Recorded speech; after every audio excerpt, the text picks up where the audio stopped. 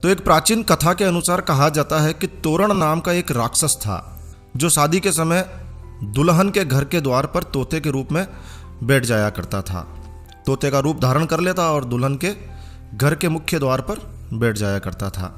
जब दूल्हा द्वार पर आता तो वो राक्षस दूल्हे के शरीर में प्रवेश कर जाता था और दुल्हन से स्वयं शादी रचाकर उसे परेशान करता था।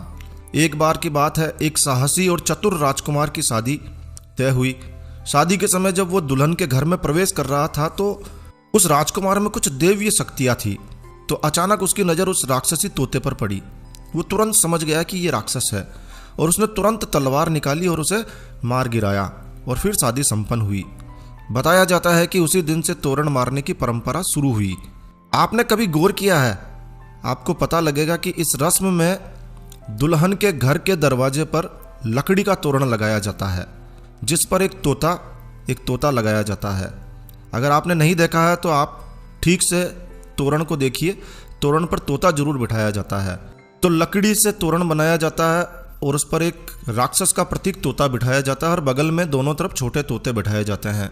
दूल्हा जब शादी के समय वधू के मुख्य द्वार पर आता है तो तलवार से उस लकड़ी के बने राक्षस रूपी तोते को मारने की रस्म पूर्ण करता है।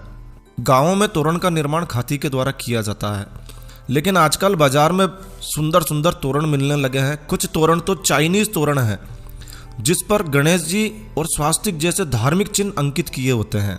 और फिर क्या होता है, दूल्हा बगैर जानकारी के उन पर तलवार से वार करता है, तोरण मारने की रस्म पूर्ण करता है, लेकिन जानकारी नहीं होती है और वो गणेश जी और स्वास्तिक जैसे पवित्र चिन्हों पर अपनी तलवार चलाता है।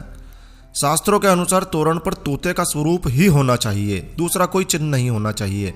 लेकिन इन दिनों तोते की जगह तोरण पर गणेश जी या अन्य धार्मिक चिन्ह अंकित कर दिए जाते हैं।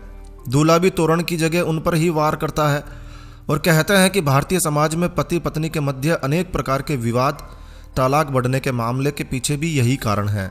तो विद्वानों को भी इस बात को समझकर प्रचारित प्रसारित करना चाहिए। एक तरफ हम शादी में गणेश पूजन करके उनको रिद्धि सिद्धि सहित शादी में पधारने का निमंत्रण देते हैं और दूसरी तरफ हम उन्हीं पर तलवार से वार कर उनका अपमान करते हैं। ये उचित नहीं है। तोरण की इस रस्म का ध्यान रखकर परंपरागत तोरण को ही लगाया जाना चाहिए, लेकिन जानकारी के अभाव में लोग जानते ही नहीं हैं। क्या करें, जानकारी के अभाव में जो तोरण बाजार में मिल जाता है वही ले आते हैं। तो इस बात का विशेष रूप से ध्यान रखें कि इस बार जब भी किसी की शादी हो और यदि आपकी नज़र इस प्रकार के तोरण पर पड़े तो उसे समझाइए और हो सके तो इस वीडियो को अधिक से अधिक शेयर कीजिए। यदि आप हिंदू हैं, हिंदू धर्म को, हिंदू परंपराओं को जिंदा रखना चाहते हैं तो इस वीडियो को ज़रूर से शेयर कीजिए।